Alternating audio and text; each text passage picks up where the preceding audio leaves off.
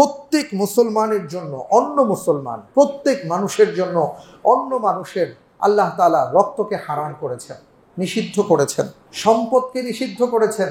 আমরা এখন কিছু হইলেই ধাম করে মুখের মধ্যে একটা আঘাত বসিয়ে দেই। আমার ক্ষমতা আছে, আমার শক্তি আছে, ওকে নিয়ে লাঠিপেটা করা, ওর কাছে দৌড়ে ছুরি নিয়ে যাওয়া, পিস্তল নিয়ে যাওয়া, অস্ত্র প্রদর্শন করা, কত কিছু। অথচ রাসূল সাল্লাল্লাহু আলাইহি ওয়াসাল্লাম বলেছেন, একজন মানুষ আরেকজন মানুষকে বিনা কারণে কখনো তার রক্ত ঝরাতে পারে না, এটা তার জন্য হারাম। কখনো তার সম্পদ গ্রাস করতে পারে না, এটা তার জন্য হারাম। কখনো তার সম্মানকে নষ্ট করতে পারে না, এটা তার জন্য হারাম। আর আমরা আজকে এই 3 জায়গায় ভয়াবহভাবে ঝাঁপিয়ে পড়েছি ক্ষুধার্ত সেই নেকড়ের মতো। কিভাবে মানুষের ইজ্জত খাবো, কিভাবে মানুষের সম্মান মর্যাদা হানি ঘটাবো, কিভাবে একজন মানুষকে অসম্মানিত করব, কিভাবে তার সম্পদ নেওয়া যায়, কিভাবে চাঁদাবাজি করে তার সম্পদটাকে নেওয়া যায়, কতভাবে কত কাহিনী আমরা করে ভাবছি যে এই সব সম্পদ আমার, কিন্তু বোকার স্বর্গে বাস করছি, বুঝতে পারছি না কোনো সম্পত্তি তো নিয়ে যেতে পারবো না।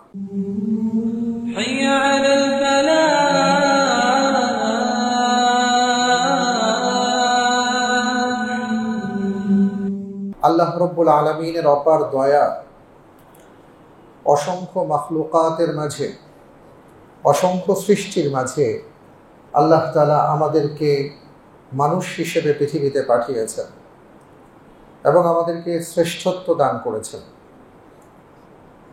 আপনার আমার চারপাশে আমরা দেখতে পাই কত জীব জন্তু আছে, কত প্রাণী আছে, এবং এক একটা প্রাণ আর প্রাণীর ক্ষেত্রে আমাদের আচরণ এক এক রকম হয়। কাউকে আমরা হয়তো কাছে ডেকে তাদের প্রতি ইহসান করি, কাউকে আবার আমরা দূরে তাড়িয়ে দিই। আবার কিছু প্রাণী আছে যদি জঙ্গল থেকে বের হয়ে চলে আসে, আমরা সবাই মিলে সেটাকে প্রতিহত করি।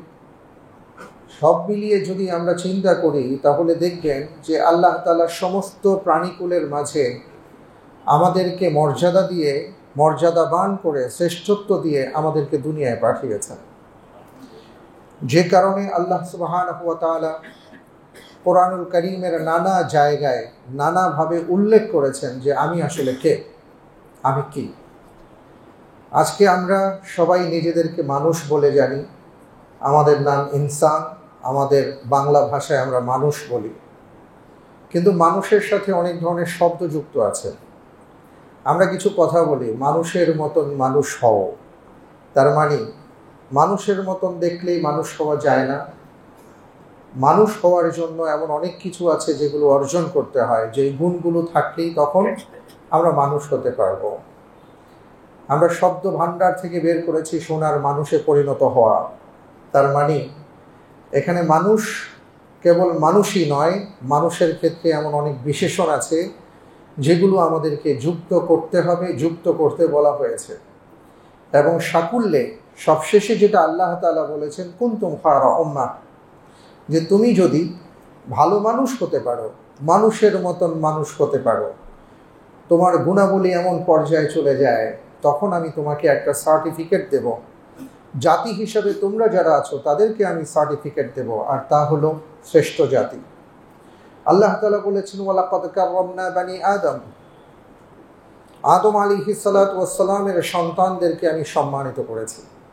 এটা আল্লাহ রাব্বুল আলামিন সার্টিফিকেট প্রদান করেছেন। কিন্তু সমস্যাটা হলো যে সেই সম্মান আমরা আজকে ধরে রাখতে পারছি কিনা। আমরা প্রতিদিন আমাদের খবরের কাগজ বলেন, মিডিয়ায় বলেন, ভার্চুয়াল জগতে বলেন, আমরা তাকালে দেখি যে প্রতিদিন প্রতিনিয়ত এমন এমন ঘটনা, দুর্ঘটনা ঘটছে বা আমাদের মতন মানুষরাই ঘটাচ্ছে, যেটা আমাদের মানবতাকে যেভাবে ভুলুণ্ঠিত করছে, আমাদের মনুষ্যত্ব সেইভাবে দূরীভূত হচ্ছে এবং পশুত্বের দ্বারপ্রান্তে আমরা চলে গিয়েছি বা পশুর চাইতে অধম হয়ে গেছি। তার মানে হলো মানুষের মতন মানুষ না হতে পারলে, দেখতে মানুষ হলেও এই মানুষটা কখনো কখনো আল্লাহ রব্বুল আলামিনের যে সৃষ্ট জগতের সবচেয়ে অধম যে পশুগুলো আছে, যেগুলোকে সাধারণত মানুষ ঘৃণা করে থাকে, তার চেয়েও আল্লাহ তাআলা অধম বলে ঘোষণা দিয়েছেন। পোলাও খেতে অনেক মজা লাগে ভাই, কিন্তু এটা যখন পচে যায় তখন এটা ধারের কাছে রাখা যায় না। তো যেই জিনিস অতি মজাদার, যেই জিনিস সম্মান যত বেশি, কোনো কারণে সেটা নষ্ট হয়ে গেলে, পচে গেলে সেটাকে আর ধারের কাছে রাখা যায় না, তখন এটাকে দূর দূর করে দেয়। এটাই আমাদের স্বভাব, এটাই স্বাভাবিকতা। তো এই কারণে আমি আজকে এই প্রতিদিনের আর কি এক এক ধরনের সংবাদ দেখতে দেখতে না আমরা সবাই ট্রমার মধ্যে পড়ে যাচ্ছি। আমাদের এই সমাজটা কেমন যেন হয়ে যাচ্ছে। আমরা প্রতিনিয়ত দেখতে পাচ্ছি, প্রতিদিন যা দেখি এগুলো আমাদেরকে আশাহত করে। আমরা যে সমাজের স্বপ্ন বুকে ধারণ করি, লালন করি, সেখান থেকে অনেক দূরে আমরা অবস্থান করছি। কেন করছি? আমাদের মতন মানুষরাই আমাদের আচরণ, আমাদের উচ্চারণ, আমাদের কথাবার্তা, আমাদের কাজকর্ম এগুলো এটার জন্য দায়ী। আমি দায়ী, এক কথায় যদি বলি আমিই তো দায়ী। তো আসলে এটা কেন হচ্ছে? এটার একটা কারণ হলো, পৃথিবীতে যারা মানুষ হিসাবে এসছেন, আল্লাহ যাদেরকে পাঠিয়েছেন, উনি নিজেও হয়তো জানেন না যে আসলে উনি কে, ওনার মর্যাদা কী। ওনার মর্যাদা আল্লাহ তাআলা কত উঁচুতে রেখেছেন, ওনাকে আল্লাহ তাআলা কতটা সম্মানিত করেছেন। আল্লাহ রব্বুল আলামিনের কাছে এবং বাকি সকল সৃষ্ট জগতের কাছে যে উনি কে বা উনি কি, উনি চাইলে যে কি হয়ে যেতে পারেন, ওনাকে যে আল্লাহ তাআলা একটা স্বর্ণের টুকরো করে দুনিয়ায় পাঠিয়েছেন, চাইলে যে উনি অলংকারে রূপান্তরিত হতে পারেন, এটা উনি বুঝতে পারেন না। বুঝতে পারেন না বিধায় উনি হারিয়ে যান। উনি নিজে উপলব্ধি করতে পারেন না যে ওনার কী হওয়া দরকার ছিল, উনি কী করছেন। আজকে এই কথাগুলো বলার উদ্দেশ্য হলো, অন্ততপক্ষে আমরা এখানে যারা আছি, আমরা তো অনুভব করতে পারবো যে আমরা কে বা কারা, কেন আমাদেরকে আল্লাহ তাআলা দুনিয়ায় পাঠিয়েছেন, কেনই বা আমরা এলাম। আজকে আমরা একবারের জন্য চিন্তা করি না। আমি যেই কুকুরটাকে দেখে তাড়িয়ে দেই, যেই সাপটাকে দেখে মারার জন্য উদ্যত হই, যেই হিংস্র কোনো জন্তু জানোয়ার দেখে আমরা সবাই মিলে তাকে প্রতিহত করবার চেষ্টা করি, ওই জায়গায় তো আমিও থাকতে পারতাম।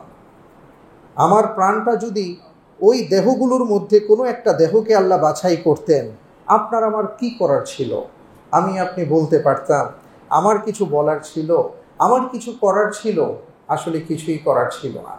কিন্তু আল্লাহ রাব্বুল আলামিন আমাকে কতটা অনুগ্রহ করেছেন, আমাকে মানুষ বানিয়েছেন, আমাকে একটা ভালো সমাজে পাঠিয়েছেন, আমাকে দ্বীনের মতন সম্পদ দিয়েছেন, আমাকে মা দিয়েছেন, বাবা দিয়েছেন, পরিবার দিয়েছেন, সন্তান সন্ততি দিয়েছেন।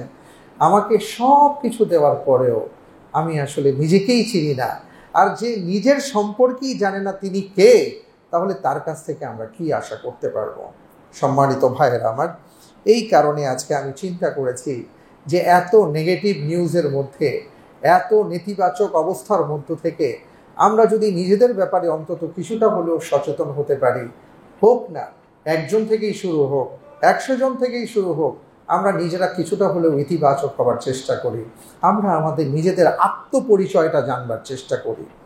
আল্লাহ রাব্বুল আলামিন মানুষের ব্যাপারে কোরআনুল কারীমে যা যা বলেছেন বা রাসূল সাল্লাল্লাহু আলাইহি ওয়াসাল্লাম হাদিসে যা বলেছেন, এটা যদি একটু বিশ্লেষণ করি, আমি যদি জিজ্ঞেস করি মানুষ তুমি কে,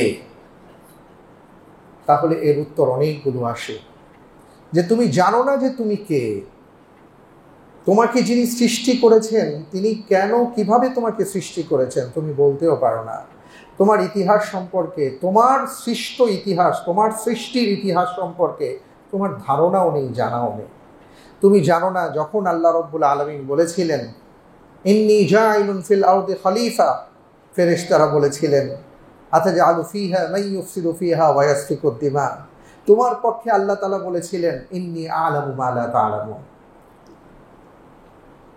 আল্লাহ তাআলা যখন আদম আলাইহিস সালাতু ওয়াস সালামকে সৃষ্টি করবেন, তিনি তার সিদ্ধান্ত জানিয়েছিলেন ফেরেশতাদেরকে।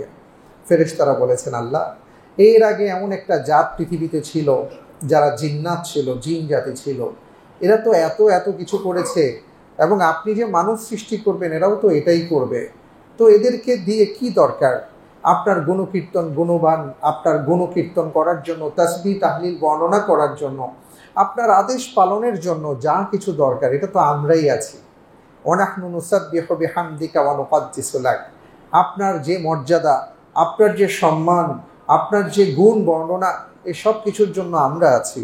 আল্লাহ তাআলা আমাদের পক্ষে, মানুষের পক্ষ অবলম্বন করে বলেছেন ইন্নী আ'লামু মা লা তা'লামুন, আমি যা জানি তোমরা তা জানো না।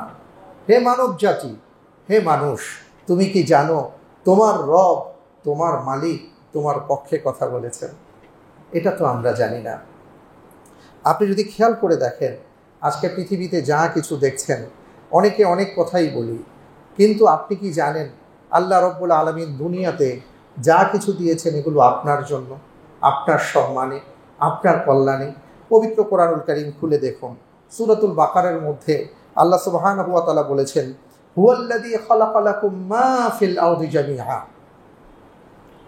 এই পৃথিবীতে, এই ভূপৃষ্ঠে তুমি যা কিছু দেখতে পাচ্ছ অথবা দেখতে পাচ্ছ না, জেনে রাখো এই সব কিছু আল্লাহ তাআলা তোমাদের জন্য সৃষ্টি করেছেন।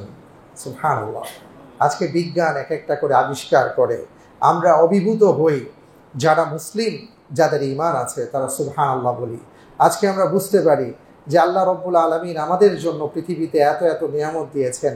এই সৃষ্ট জগতের এত কিছু রব্বুল আলামিন বলেছেন, মা খালাকতু হাযা বাতিলা, কোনো কিছু অনর্থ আমি সৃষ্টি করি নাই, সবগুলোর পেছনে কার্যকারণ আছে। এখন বিজ্ঞান যখন আবিষ্কার করে, আমাদেরকে জানায়, তখন আমরা অভিভূত হই, তখন বুঝতে পারি। কিন্তু আল্লাহ তাআলা আমাদের শুরুতেই বলে দিয়েছেন, মানব সৃষ্টির সূচনাতেই বলে দিয়েছেন, হুয়াল্লাযী খালাকা লাকুম মা ফিল আরদি জামিআ। হে মানব জাতি, হে মানুষেরা, তোমরা কি জানো যে তোমাদের জন্য আল্লাহ তাআলা পৃথিবীতে যা কিছু প্রয়োজন তার সব কিছুই তিনি দিয়েছেন? কিন্তু আমরা উপলব্ধি করতে পারি না। আমাদের মান, আমাদের ইজ্জত, আমাদের সম্মান, আল্লাহ আমাদের প্রতি যে কতটা অনুগ্রহশীল, সেটা যদি আমরা খেয়াল করি তাহলে বুঝবো। আপনি যদি দেখুন, বিভিন্ন হাদিসের মধ্যে অনেক ধরনের কথা আসছে। রাসূল সাল্লাল্লাহু আলাইহি ওয়াসাল্লাম আমাদের শ্রেষ্ঠত্ব আল্লাহ তাআলার প্রতি তাওহীদের প্রতি বিশ্বাস, তার উপর জ্ঞান এবং সেই সাথে আমল যদি হয়, রাসূল সাল্লাল্লাহু আলাইহি ওয়াসাল্লাম বলেছেন, এই জ্ঞানের পথে যে হাঁটবে তার জন্য কখনো কখনো ফেরেশতারা তাদের পাখা বিছিয়ে তাকে সম্মান প্রদর্শন করে। আপনারা মসজিদে আসছেন, আপনি জানেনও না, আপনি ঘর থেকে বের হয়েছেন, ওযু করে বের হয়েছেন মসজিদের উদ্দেশ্যে, আপনি বলতে পারেন না আপনার এই হাতের সাথে কত সাহাবায়ে কেরাম, কত ফেরেশতাগণের, সম্মানিত ফেরেশতাগণের হাতের স্পর্শ লেগেছে। তারা আপনার সাথে মুসাফা করেছেন, আপনাকে ওয়েলকাম জানিয়েছেন, আপনি মসজিদে এসেছেন, আপনার জন্য তারা মাগফিরাতের দোয়া করছেন। আপনি বুঝতেও পারছেন না যে আল্লাহ রব্বুল আলামিনের কাছে আপনি কতটা ভিআইপি। আমরা জানিও না, আমাদের এই ব্যাপারগুলোতে জানা নাই। শুধু তাই নয়, আল্লাহ তাআলা কতটা অনুগ্রহশীল আমাদের উপরে। শয়তান অপরাধ করেছে, অহংকার করেছে, আল্লাহ তাআলা তাকে জান্নাত থেকে বের করে দিয়েছেন।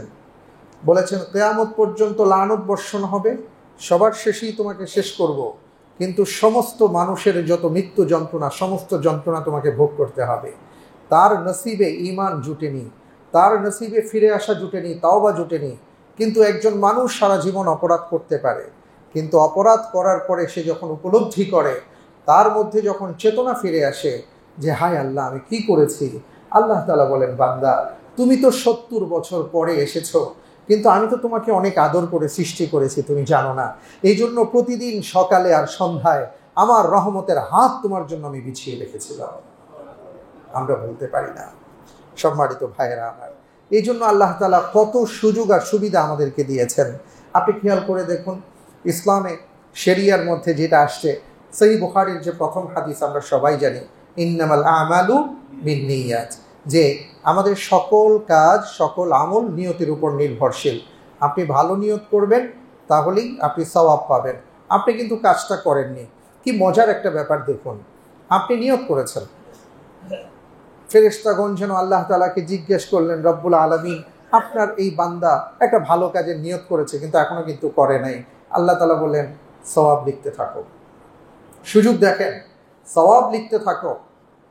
কোনো এক বান্দা আল্লাহর নাফরমানিতে পড়ে গিয়ে সে খারাপ একটা নিয়ত করেছে, ফেরেশতাগণ বললেন, রব্বুল আলামিন সে তো খারাপ নিয়ত করেছে। আল্লাহ তাআলা বললেন, এখনো লিখো না যতক্ষণ পর্যন্ত সে কাজটা না করবে। চিন্তা করে দেখুন, বান্দা ভালো কাজের নিয়ত করার সাথে সাথে লেখা শুরু হয়ে গেছে, কিন্তু খারাপ কাজ নিয়ত করার সাথে সাথে লেখা শুরু হয় নাই। আচ্ছা, বান্দা যখন ওই ভালো কাজটা করেই ফেললো, সে কাজটা করছে, এবার ফেরেশতা জিজ্ঞেস করলেন রব্বুল আলামিন, আপনার বান্দা তো ভালো কাজ করেছেন, একটা ভালো কাজ করেছেন, প্রতিদান হিসেবে সওয়াব কয়টা লিখব? আল্লাহ তাআলা ঘোষণা দিলেন, মান জাআ বিল হাসানাতি ফালাহু আশরু আমসালিহা। আমার বান্দা একটা ভালো কাজ করেছে, তার ন্যূনতম প্রাপ্তি হলো 10টা সওয়াব। সুবহানাল্লাহ, গলা দিয়ে সুবহানাল্লাহ একটু জোরে বলা দরকার। সুবহানাল্লাহি বিহামদি। আল্লাহ তাআলা কতটা অনুগ্রহ করেছেন। আপনি একটা ভালো কাজ করেছেন, আল্লাহ রাব্বুল আলামিন বললেন যে ন্যূনতম তাকে 10 গুণ বাড়িয়ে দাও। কোরআনে কারীমের মধ্যে আসছে, আরো একটা আয়াতের মধ্যে সূরা বাকারাতে পাবেন, সেখানে 700 গুণ পর্যন্ত বৃদ্ধি করা হয়েছে। এরপরেও ফেরেশতারা যখন জিজ্ঞেস করেন আল্লাহ আর কি আছে, আল্লাহ সুবহানাহু ওয়া তাআলা বলেন, আল্লাহু ইউদাইফু লিমান ইয়াশা। আল্লাহ যাকে খুশি তাকে বেহিসাব দান করবেন, বান্দা চিন্তাও করতে পারবে না। সুবহানাল্লাহ। বিপরীতে কেউ একটা খারাপ কাজ করে ফেললো, অপরাধ করে ফেললো, ফেরেশতা জিজ্ঞেস করলেন আল্লাহ আপনার বান্দা ভালো কাজ করেছেন, ন্যূনতম 10 গুণ দিয়েছি, খারাপ কাজ করেছে কয় গুণ অপরাধ লিখব? আল্লাহ তাআলা বললেন ইল্লা বিসাইয়্যা, ওই একটাই লেখো, 10টা লেখার দরকার নাই। ভালো কাজ করেছেন 10 থেকে 700, 700 থেকে আরো কত দিবেন আল্লাহ ভালো জানেন। কিন্তু মন্দ কাজ কেউ করেছে, আল্লাহ তাআলা বললেন একটাই লেখো, আর বেশি লেখার দরকার নাই। সুবহানাল্লাহ। সম্মানিত ভাইয়েরা আমার, এইভাবে বান্দা হয়তো আল্লাহর অবাধ্যতার মধ্যে দিনাতিপাত করেছে। আজকে আমরা আমাদের কলিজার টুকরো সন্তান, যেই সন্তান যদি একদিন অপরাধ করে, 2 দিন অবাধ্য হয়, 3 দিন অবাধ্য হয়, 1 মাস অবাধ্য হয়, এরপরে তার সাথে আর আমরা সম্পর্ক রাখতে চাই না। সেই সন্তানকে আমরা ত্যায্য ঘোষণা করি, ঘর থেকে বের করে দেই, ঘোষণা দিয়ে দেই, সব কিছু থেকে তাকে আমরা তার থেকে অব্যাহতি নেই। এক কথায় তাকে আমরা সন্তান বলে স্বীকার করি না। কেন? তোকে এত বছর, 15 বছর 20 বছর ধরে খাওয়ালাম, লালন পালন করলাম, আর তুই আমাদের বিরোধিতা করিস, আমাদের অবাধ্য, যা তুই তোর রাস্তা দেখ। আমরা বলি এটা, তাই না? কিন্তু কোনোদিন কি চিন্তা করেছেন, যেই মালিক আমাদেরকে পাঠালেন, যেই মালিক আমাদের সব ব্যবস্থা করে দিলেন, যেই মালিক আমাদের খাওয়া পড়া সংসার সম্পদ সব দান করলেন, সেই মালিকের অবাধ্যতা আমরা করে যাচ্ছি 1 বছর 2 বছর নয়, বছরের পর বছর, 20 বছর 30 বছর 40 বছর 50 বছর 60 বছর 70 বছর করেছি। মালিক কোনোদিন কি তার নিয়ামত থেকে আমাদের বঞ্চিত রেখেছেন? ছেলে যদি একদিনের জায়গায় 2 দিন কথা না শুনে, তারপরে তো তার ভাত বন্ধ করে দিই, বলি যে ওর ঘরে থাকা বন্ধ, ওর খাওয়া বন্ধ, এগুলো আমরা বলি। কিন্তু রব্বুল আলামিন যিনি আমাদের মহান মালিক, তিনি কি কোনোদিন আমরা এত নাফরমানি করা সত্ত্বেও আমাদের জন্য কোনোদিন আমাদের আগুন, পানি, বাতাস যা লাগে এটা কোনোদিন বন্ধ করে দিয়েছেন? না ভাই, দেননি। বরং তিনি রহমতের হাত বিছিয়ে রেখেছেন, আমার বান্দা কবে আমার কাছে ফিরে আসবে। হাদিসের মধ্যে আসছে, রাসূল সাল্লাল্লাহু আলাইহি ওয়াসাল্লাম বলেন, যখন বান্দা ওই যে বললাম 50-70 বছর পরে উনি উপলব্ধি করেছেন, বুঝতে পেরেছেন যে আল্লাহ আমি তো অপরাধ করে ফেলেছি, আমি তো আপনার কাছে ফিরে আসতে চাই, আমার ফিরে আসার পথ কি? আমি তো তওবা করতে চাই, আমি তো ইস্তিগফার করতে চাই। আল্লাহ রব্বুল আলামিনের কাছে ফেরেশতা জিজ্ঞেস করেন, রব্বুল আলামিন আপনার বান্দা তো আপনার কাছে ফিরে আসতে চান।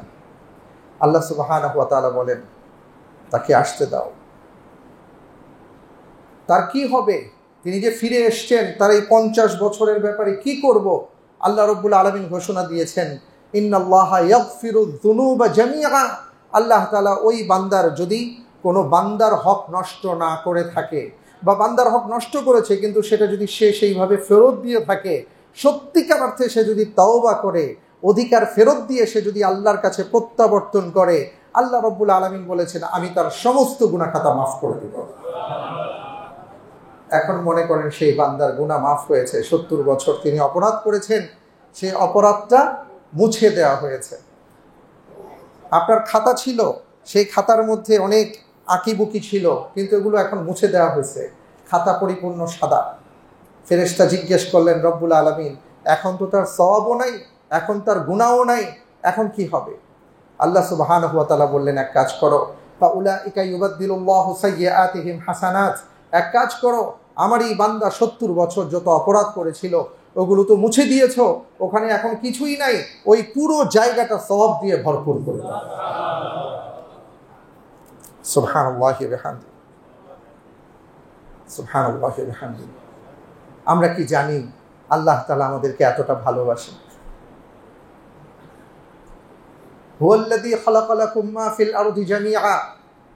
সম্মানিত ভাইরা আমার, আমাদের প্রত্যেকের বাসা বাড়িতে যাদের সর্বকনিষ্ঠ সদস্য ছোট্ট শিশুটা আছে, আপনি খেয়াল করে দেখুন, ওর জন্য সবচেয়ে ভালো খাবার, সবচেয়ে ভালো পোশাকের ব্যবস্থা আমরা করি। কেন করি? ওর জন্য এত মায়া কেন, এই দরদ কেন? এই দরদটা আসলো কোত্থেকে? আল্লাহ তাআলা বলছেন, ওয়া আলকাইতু আলাইকা মাহাব্বাতাম মিন্নি। মা বাবাকে আল্লাহ রব্বুল আলামিনের পক্ষ থেকে ভালোবাসা দান করা হয়েছে, দরদ দেওয়া হয়েছে এই সন্তানের জন্য। একই রকম সন্তানের মতন দেখতে আরেক সন্তান পাশে আছে, তার জন্য আমাদের সেই দরদ আসে না। কিন্তু আমার সন্তানকে আমি বলি কলিজার টুকরো সন্তান, এই দরদ কোত্থেকে আসলো? আল্লাহ বললেন, আমি ব্যবস্থা করে দিয়েছি। কিয়ামতের ময়দানে আল্লাহ সুবহানাহু ওয়া তাআলার সামনে বান্দারা উঠবেন। ওই যে একদিকে ওজন করা হবে, কারো সওয়াবের পাল্লা ভারী, কারো নেকির পাল্লা ভারী, কারো গুনাহের পাল্লা ভারী। যার পাল্লা যেদিকে ভারী হবে তার ফয়সালা সেটাই হবে। আল্লাহ রাব্বুল আলামিনের বান্দা যে আল্লাহর জন্য ভয় কেঁদেছিল, আল্লাহর জন্য কিছু আমল করেছিল, ইবাদত বন্দিগি করেছিল, আল্লাহ তাআলা বললেন, আমি আমার সেই বান্দাকে মাফ করার জন্য উসিলা তালাশ করব। সেটা কি? কখনো কখনো কোনো বান্দাকে আল্লাহ তাআলা এইভাবে ক্ষমা করবেন, বান্দাকে বলবেন, তোমার এমন কিছু কাজ ছিল, সওয়াব ছিল, যেগুলোর প্রতিদান আমি দেইনি, আজকে আমি তোমাকে দিব। ওটা যখন ওজন করা হবে, নেকির পাল্লা ভারী হয়ে যাবে, আল্লাহ সেই বান্দা তখন জান্নাতে চলে যাবেন। সুবহানাল্লাহ। আরও একটা বড় অনুগ্রহ দেখেন, কোরআনে কারীমের মধ্যে আল্লাহ রাব্বুল আলামিন জান্নাত এবং জাহান্নামের আলোচনা করেছেন, যে কেউ জাহান্নামে প্রবেশ করবে, কেউ জান্নাতে প্রবেশ করবে। কিন্তু রাসূল সাল্লাল্লাহু আলাইহি ওয়াসাল্লাম আরেকটা অপশন দিয়ে দিয়েছেন, যে কেউ যদি জান্নাতে প্রবেশ করে, তার জান্নাত থেকে আর বের হতে হবে না। একবার জান্নাতে প্রবেশ করলে উনি আর কোনোদিন জান্নাত থেকে বের হবেন না। কিন্তু কেউ যদি জাহান্নামে প্রবেশ করে, তার যদি ঈমান থেকে থাকে, তার যদি আমল থেকে থাকে, তাহলে কোনো না কোনো সময় আল্লাহ তাআলা তাকে জাহান্নাম থেকে বের করে জান্নাতে দাখিল করাবেন। সুবহানাল্লাহ। এই যে একটা অনুগ্রহের জায়গা, এই অনুগ্রহ আল্লাহ তাআলা আমাদের জন্য রেখেছেন, কিন্তু আমরা সেটা উপলব্ধি করতে পারি না। আমি যেই কথাটা বলতে চাই, যে এই কারণে আল্লাহ রাব্বুল আলামিন আমাদেরকে অনেক সম্মানিত করেছেন, যেটাকে বলা হয় কারামাতুল ইনসান, মানুষের সম্মান আর মর্যাদা। এবং সম্মান মর্যাদার কথা বলতে গেলেই আমি যদি বলি, কোরআনে কারীমে সেই আয়াত আমাদের সামনে আসে। আল্লাহ সুবহানাহু ওয়া তাআলা বলেছেন যে ওয়ালাকাদ কাররামনা বানি আদম, আমি বনি আদমকে সম্মানিত করেছি, মর্যাদাবান করেছি। আপনি যেমন বনি আদম, আমিও বনি আদম। আমি যেমন মানুষ, আপনিও মানুষ। আমি যেমন সম্মানিত, আপনিও সম্মানিত। আমার সম্মান যেভাবে আপনার বজায় রাখা উচিত, আপনারও সম্মান আমারও সেইভাবে বজায় রাখা উচিত। এই ক্ষেত্রে আমরা যদি ভুল করি, তাহলে আমাদের মনুষ্যত্ব হারিয়ে যাবে, মানবিকতা হারিয়ে যাবে। মানুষ নামের খোলসটা থাকবে, কিন্তু ভেতরের মনুষ্যত্ব না থাকলে আর মানুষ থাকতে পারবো না। তখন আমরা সেই সম্মানটাকে হারাবো। আল্লাহ সুবহানাহু ওয়া তাআলা মানুষের সম্মানের যে বিষয়গুলো বলেছেন, দেখেন কোরআনে কারীমের মধ্যে আসছে। আল্লাহ সুবহানাহু ওয়া তাআলা বললেন যে লাকাদ খালাকনাল ইনসানা ফি আহসানি তাকওয়িম। সূরা ৩-এর মধ্যে আপনি জানেন যে আল্লাহ সুবহানাহু ওয়া তাআলা মানুষকে সবচেয়ে সুন্দর করে, সবচেয়ে সুন্দর গঠনে তিনি সৃষ্টি করেছেন। সুবহানাল্লাহি ওয়া বিহামদিহি। আপনার চোখে অনেক কিছুই সুন্দর লাগে, আপনি দেখবেন হরিণের চোখ আপনার কাছে সুন্দর লাগে, কিন্তু শিংটা ভালো লাগবে না। ময়ূরের পাখা বা পেখমটা ভাল লাগবে, তার পায়ের দিকে তাকালে ভাল লাগবে না। এক এক জায়গার সুন্দর আর সৌন্দর্য এক এক রকম। কিন্তু আল্লাহ সুবহানাহু ওয়া তাআলা বললেন যে মানুষকে আমি যে সৃষ্টি করেছি, সর্বোত্তম সৌন্দর্য দিয়ে আমি তাকে সৃষ্টি করেছি। সুবহানাল্লাহ, আল্লাহু আকবার। আপনার মর্যাদা, আমার মর্যাদা আল্লাহ তাআলার কাছে কত বড়। শুধু কি আমাদের দেহের মর্যাদাই বড়? এই দেহকে মর্যাদা দিতে গিয়ে, সম্মান দিতে গিয়ে আমরা জানি যে আমাদের মৃত্যুর পরে আমাদের দেহের কত সুন্দরভাবে গোসল দিয়ে, কাপড় পরিয়ে, ঢেকে, তারপরে তাকে সম্মান জানিয়ে কবরস্থ করা হয়। এটা হলো কাররামা আদম ও বানি আদম, যে আল্লাহ তাআলা আদম এবং তার সন্তানদেরকে সম্মান দেওয়ার একটা ব্যবস্থা করেছেন। তো দেহের পাশাপাশি যে আত্মা, সেই আত্মাকেও আল্লাহ তাআলা সম্মানিত করেছেন। আল্লাহ সুবহানাহু ওয়া তাআলা কুরআনুল কারীমের মধ্যে বলেন যে ওয়ানাফাখাত ফীহি মির রূহি ফাকাউ লাহু সাজিদিন, যে আমি যখন আদম আলাইহিস সালাতু ওয়াস সালামকে গঠন করলাম এবং আমার পক্ষ থেকে যখন রূহ ফুঁকে দিলাম তখন তোমরা তার প্রতি সেজদায় লুটিয়ে পড়ো। অর্থাৎ এখানে যে বিষয়টা বোঝানো হয়েছে যে আমরা যারা বনি আদম, যারা মানুষ আছি, আমাদের দুটো বিষয় আছে, একটা হলো দেহ আর আরেকটা হলো রূহ। দুটোকেই আল্লাহ তাআলা সম্মানিত করেছেন। এই জন্য আপনারা জানেন নিশ্চয়ই, ইসলামী শরিয়ায় কোনো মানুষ যদি ইন্তেকাল করেন, তার লাশ ধরার ক্ষেত্রে, নড়াচড়া করার ক্ষেত্রে, তাকে দেখভাল করার ক্ষেত্রে খুব সন্তর্পণে তাকে ধরতে বলা হয়েছে, সম্মানের সাথে বলা হয়েছে। বর্তমানে তো এই যে পোস্টমর্টেমের মাধ্যমে আমরা জানি যে একটা লাশকে কাটাছেঁড়া করা হয়, ইসলাম এটাকে পছন্দ করে না। যে বিকল্প ব্যবস্থা বের করতে হবে। কারণ রাসূল সাল্লাল্লাহু আলাইহি সাল্লাম বলেছেন যে জীবদ্দশায় তুমি তাকে যেভাবে ধরতে, যেভাবে বলতে, মৃত্যুর পরেও তাকে সেইভাবে ধরো, সেইভাবে তাকে সম্মান দাও। কারণ তার সম্মান চলে যায়নি, তার রূহটা সম্মানিত, তার দেহটা সম্মানিত। সুবহানাল্লাহি ওয়া বিহামদি। আল্লাহ তাআলা কতটা সম্মান আমাদেরকে দিয়েছেন। এবং আপনারা জানেন যে মানুষের সম্মানের কথা বলতে গিয়ে আল্লাহ সুবহানাহু ওয়া তাআলা আমাদেরকে জানিয়েছেন, ওমান আহিয়াহা ফাকাআন্নামা আহিয়ান নাসা জামিআ। একটা প্রাণ বা একটা মানুষকে কেউ যদি বাঁচিয়ে দেয়, রক্ষা করে, তাহলে সে যেন গোটা মানব জাতিকে রক্ষা করলো। আর কেউ যদি একটা প্রাণকে হত্যা করে, তাহলে সে যেন গোটা মানব জাতিকে হত্যা করলো। এই যে বিষয়টা, এটা কত বড় একটা কথা। ফাকাআন্নামা কাতালান নাসা জামিআ, আল্লাহ বলেছেন সবাইকে সে যেন হত্যা করে ফেললো, সমস্ত মানব জাতিকে। এটা আমরা আজকে উপলব্ধি করি না। আমাদের কাছে মানুষ হত্যা আজকে ডাল ভাতের মতন অবস্থা। 10 টাকার জন্য, একটা ভ্যান গাড়ির জন্য, একটা মোবাইলের জন্য, একটা সামান্য কারণে, পকেটে 200 টাকা আছে সেটা ছিনতাই করার জন্য মানুষ মানুষকে হত্যা করে ফেলে। এটা গায়েই লাগে না, কারোর সাথে কারো কথায় কাটাকাটি হয়েছে, মুহূর্তের মধ্যে সে তাকে হত্যা করে ফেলে। এগুলো উচিত নয়। এগুলো কি করা হচ্ছে? আমরা এটা কি করছি? এই ব্যাপারে আমাদের কঠোর হওয়া দরকার। কারণ মানব জাতির একটা মানুষের প্রাণ গোটা মানব জাতি মিলে কোনোদিন ফিরিয়ে দিতে পারবে না, সম্ভব না। এটার মূল্য পরিশোধ করা সম্ভব না। এই জন্য হাদিসে কুদসির মধ্যে আসছে, আমার কোনো আদম জাতকে, আমার কোনো বান্দাকে কেউ যদি হত্যা করে, আর ওই হত্যার মধ্যে যদি আকাশ জমিনও যুক্ত হয়, আমি তাদেরকে ধ্বংস করে দেব। আল্লাহু আকবার। প্রসঙ্গত একটু বলি মাঝখানে, যেহেতু দেখতে পাচ্ছি যে দান বাক্স আপনাদের সামনে দিয়ে যাচ্ছে, তো অনেক সময় এমন হয়ে যায় যে আপনি দান করতে গিয়ে পকেটে হাত দিয়ে দেখলেন যে আজকে ভুলে টাকাটা আনেননি, বা যত দিতে চাচ্ছেন আপনি দিতে পারছেন না। তো এই জন্য একটা ব্যবস্থা করা হয়েছে, প্রত্যেকটা দান বাক্সের উপরে 2টো স্টিকার আছে, একটা হলো বিকাশ আর একটা হলো নগদ। তা আপনি চাইলে বিকাশ বা নগদে ওখানে যে স্ক্যানার আছে, স্ক্যান করে আপনি খুব সহজে আপনি যতটুকু চান ইনশাআল্লাহ আল্লাহর ওয়াস্তে আপনি দিয়ে দিতে পারবেন।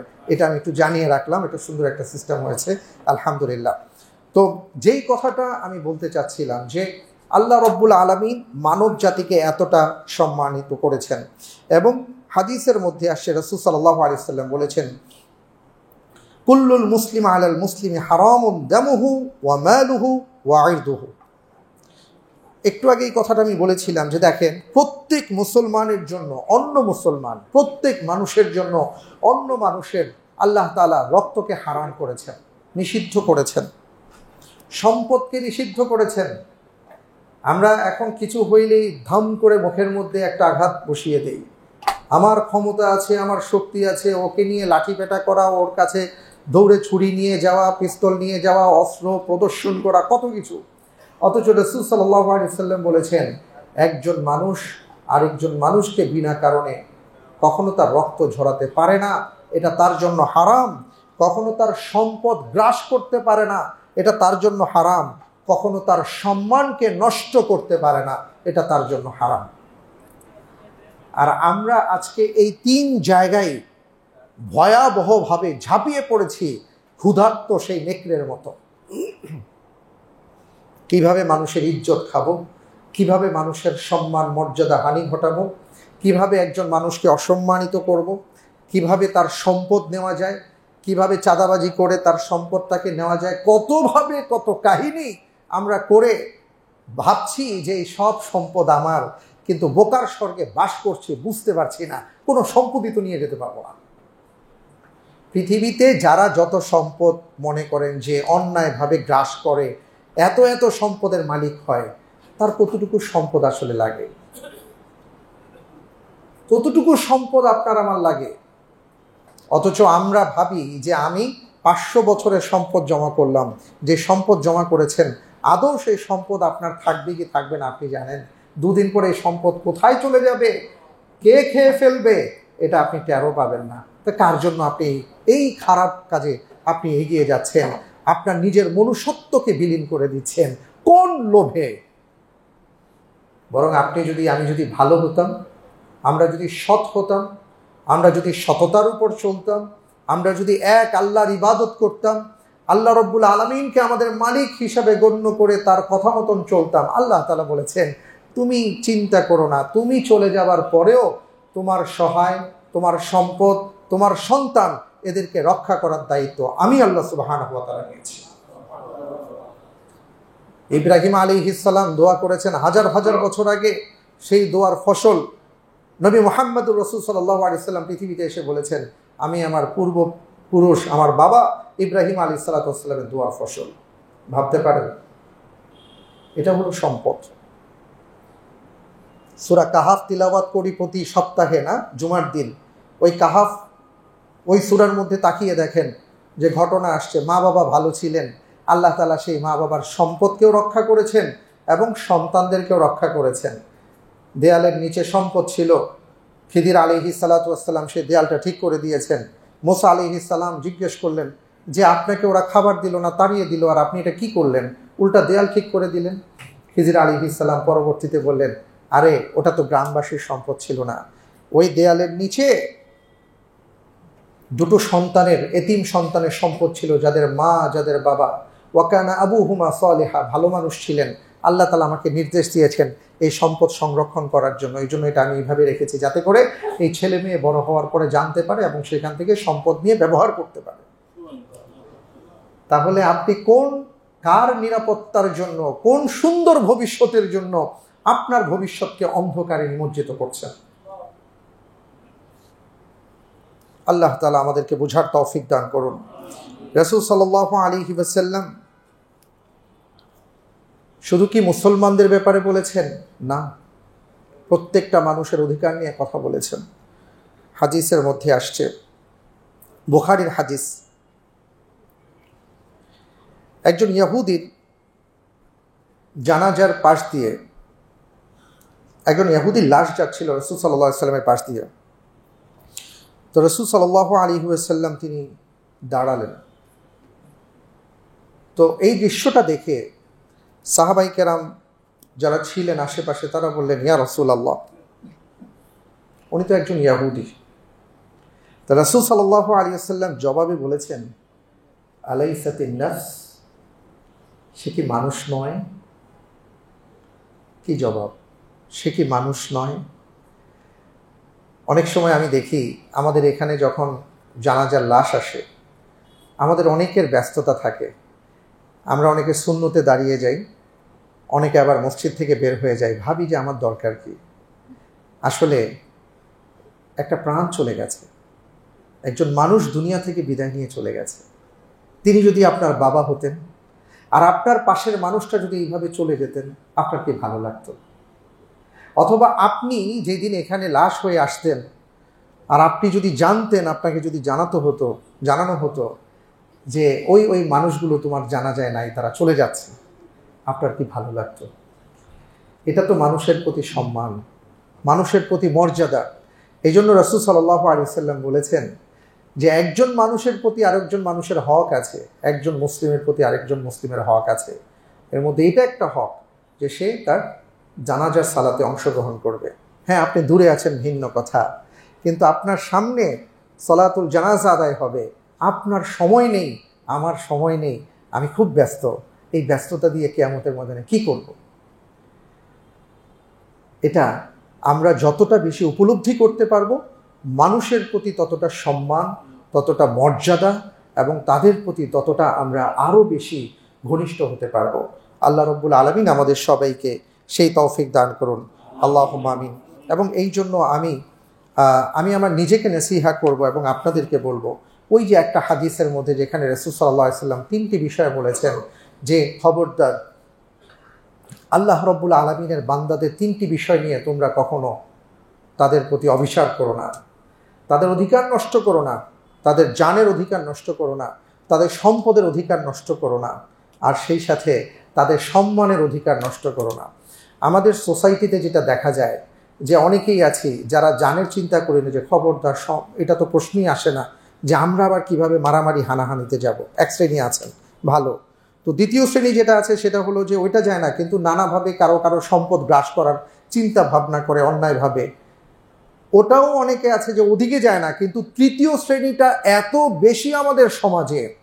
আমরা বুঝে হোক আর না বুঝে হোক, আমরা মানুষের ব্যাপারে এত গীবত করি, এত শেকায়াত করি, তাদের ব্যাপারে এত চুগলখড়ি করি, মানুষের মান মর্যাদা হানি করার ক্ষেত্রে এত কিছু করি, আর মনে করি আমি খুব ভালো কিছু করছি। আমি জানি না যে আসলে আমি কত ভয়াবহ কাজ করছি। রাসূল সাল্লাল্লাহু আলাইহি ওয়াসাল্লাম বলেছেন যে এই 3টি বিষয়ের ব্যাপারে তোমরা সতর্ক থাকো, কিন্তু আমরা প্রথম 2টি বিষয়ের ব্যাপারে আমাদের ভালো ভালো সোসাইটিতে সতর্ক থাকলেও তৃতীয় বিষয়ে আমরা খুবই উদাসীন। এই জন্য আমি আমার নিজেকে নসিহা করছি এবং আমি আপনাদেরকে আহ্বান জানাচ্ছি যে আমার দ্বারা আল্লাহ রব্বুল আলামিনের কোনো বান্দার যেন ক্ষতি না হয়, এই দিকে আমরা যেন খেয়াল রাখি। আমরা যেন সবাই সবাইকে সম্মান দিতে পারি, তার জান মাল এবং ইজ্জতের আমি যেন রক্ষাকারী হতে পারি। আপনিও যেন আমার জান মাল ইজ্জতের রক্ষাকারী হতে পারেন, সেই চেষ্টাটা যেন আমরা করতে পারি। তাহলেই রাসূল সাল্লাল্লাহু আলাইহি ওয়াসাল্লামের সেই পুরস্কারের ঘোষণা পাবো, আল মুসলিমু মান সালিম আল মুসলিমুনা মিন লিসানিহি ওয়া ইয়াদিহি। প্রকৃত মুসলিম হলো সেই ব্যক্তি যার হাত থেকে, যার ভাষা থেকে আরেকজন মুসলিম নিরাপদ থাকে। আল্লাহ রব্বুল আলামিন আমাদের সবাইকে মানুষের মতন ভালো মানুষ হওয়ার তৌফিক দান করুন, ভালো মুসলিম হওয়ার তৌফিক দান করুন। আমরা সবাই বলি আল্লাহুম্মা আমিন।